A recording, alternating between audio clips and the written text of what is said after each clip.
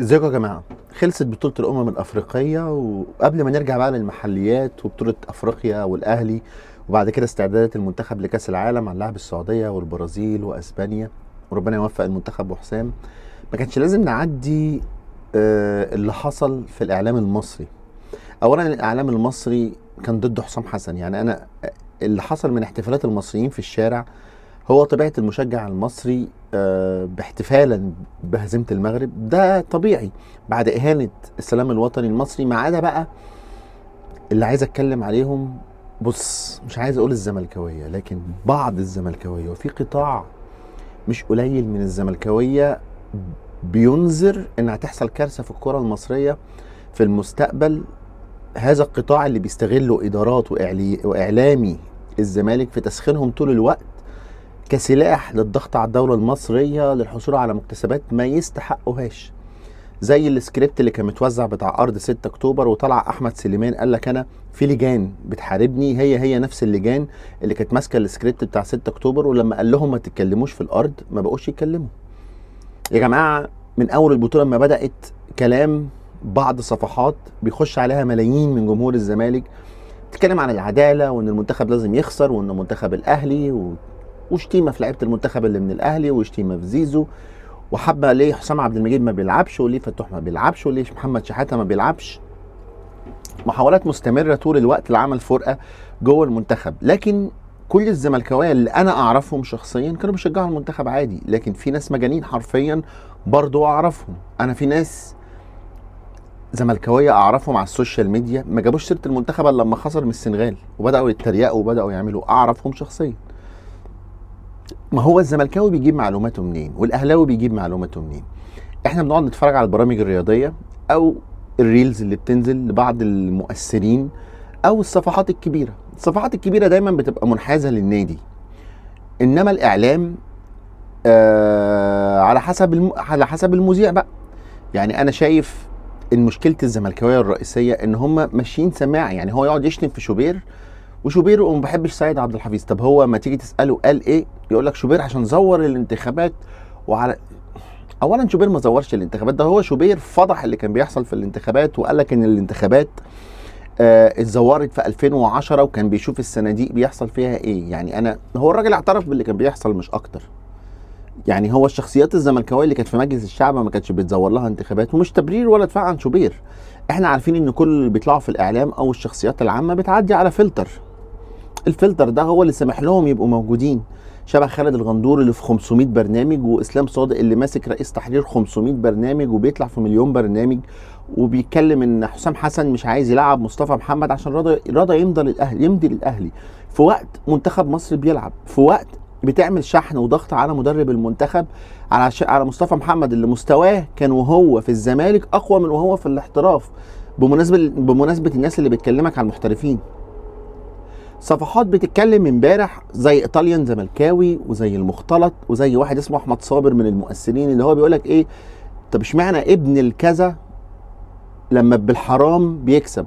يعني هو عايز يقول ان المغرب رغم الحرام ما عرفتش تكسب، انما الاهلي الوحيد اللي بالحرام بيعرف يكسب.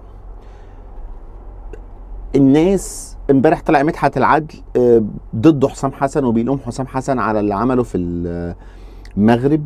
كلهم ضد اي حاجه بيحبها الناس. اقسم بالله انا فاكر لما كان حسن شحاته مترشح للمنتخب، الزملكاويه اللي اعرفهم كلهم كانوا عايزين حسام البدري اللي يمسك المنتخب لمجرد ان جمهور الاهلي بيكرهه. جمهور الاهلي لما بيشجع المنتخب بيشجعه بمنطق مصر، ما بيشجعوش بمنطق الاهلي. انا شخصيا من الناس اللي كنت بقول ان زيزو لعيب كويس، بس مش لدرجه انه يحجز مكان اساسي في المنتخب. في لعيبه كتير احسن منه، وينجات ممكن تلعب وممكن تقوم بنفس الدور بتاعه، اولهم حسين الشحات اللي اتظلم، وعندك ابراهيم عادل، وعندك لعيبه كتير.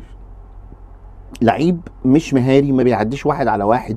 ده كان كلامي من ايام ما كان في الزمالك، وده كلامي وهو موجود في الاهلي. يعني انت تلعب تحت راس الحربه بامام عاشور وهو في حالته، ولا بزيزو وهو في حالته؟ امام عاشور طبعا.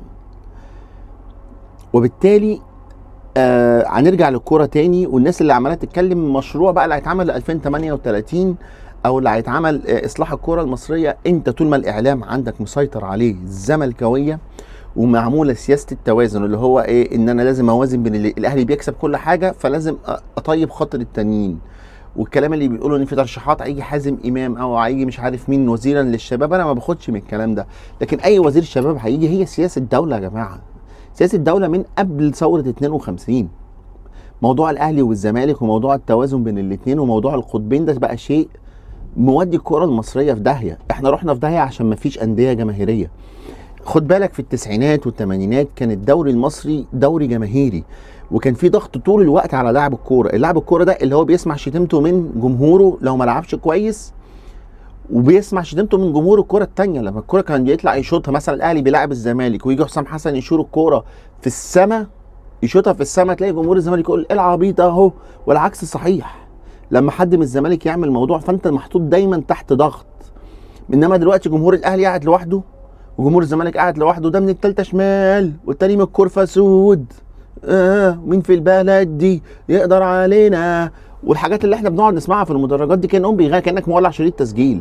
انما اللاعب ما بقاش فيه عليه ضغط، مش محطوط تحت ضغط يخليه مركز طول الوقت.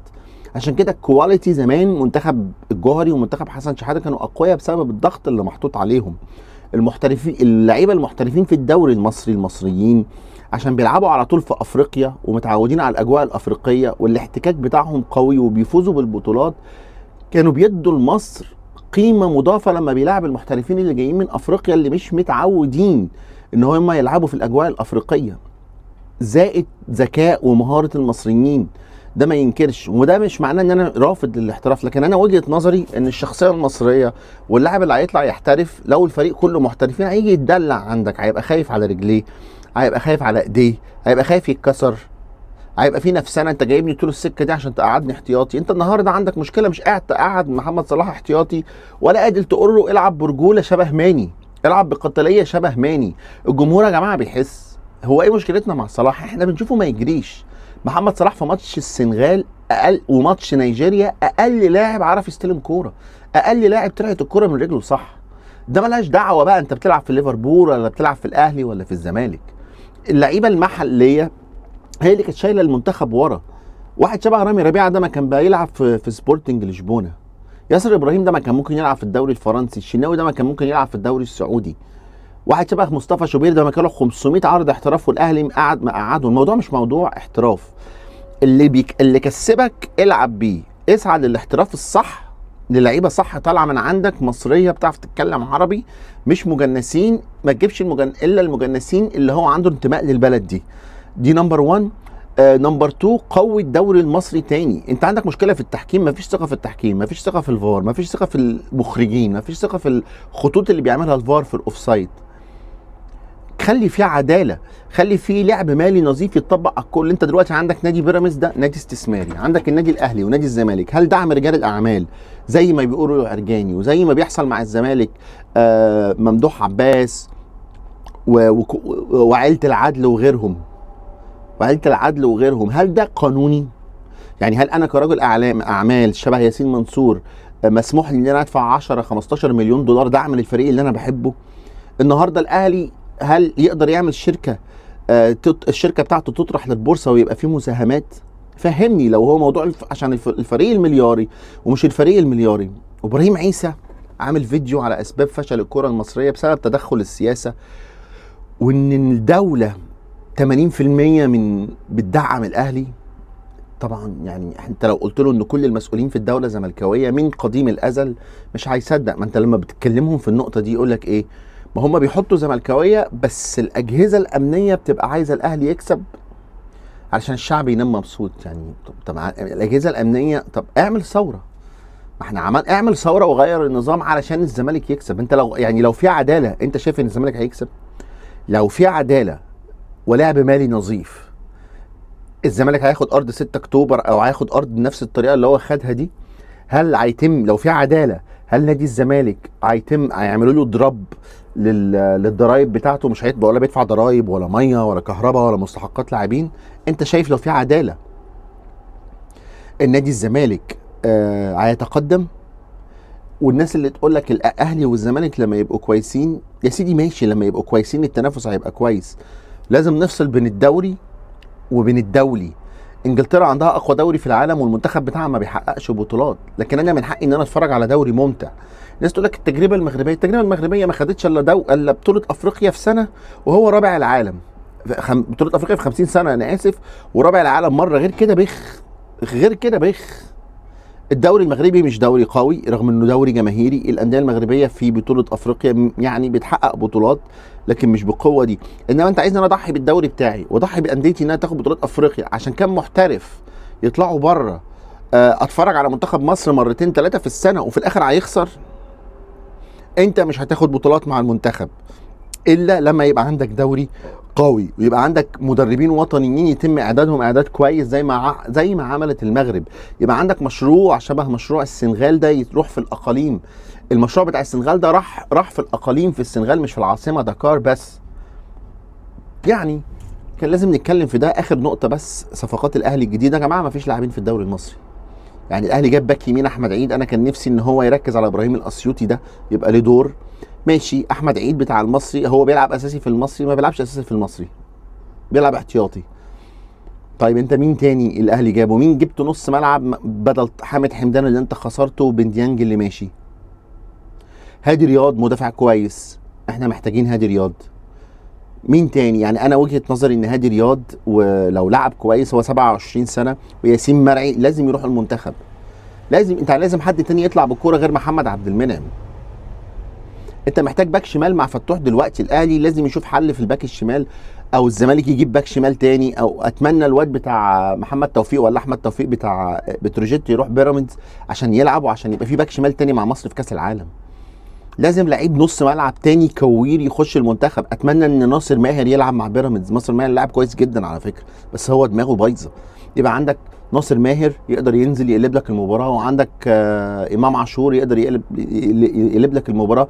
لان منتخب مصر في التحولات ضايع، اللعيبه اللي قدام ضايعين، كله بيلعب لنفسه. صلاح ما بيجريش، ومرموش طماع رغم ان هو لعب كويس لكنه في الاخر طماع. مصطفى محمد، انت محتاج مهاجم تاني. اتمنى مروان اوتاكا ده يلعب مع الاهلي ويكون له دور. مصطفى محمد مستواه ضايع يا جماعه، مستواه ضايع. يعني انا قلت كده اقول كلمتين قبل ما نرجع للمحليات. الدوري المصري والقطايف واللطايف، ويوم الجمعه لاعب يانج افريكانز التنزاني. شفت تريزيجيه هيلعب ولا لا؟ ونخف بقى خلاص يا جماعه مع المغاربه. اخواتنا المغاربه انتهى الماتش، احنا ما فيش مشاكل ما بيننا وبين المغاربه. هم صفروا وزاموا على النشيد الوطني المصري، واحنا رديناها لهم ان احنا شجعنا السنغال. ويا رب الكاس يضيع منك يا ماني، يا رب. سلام.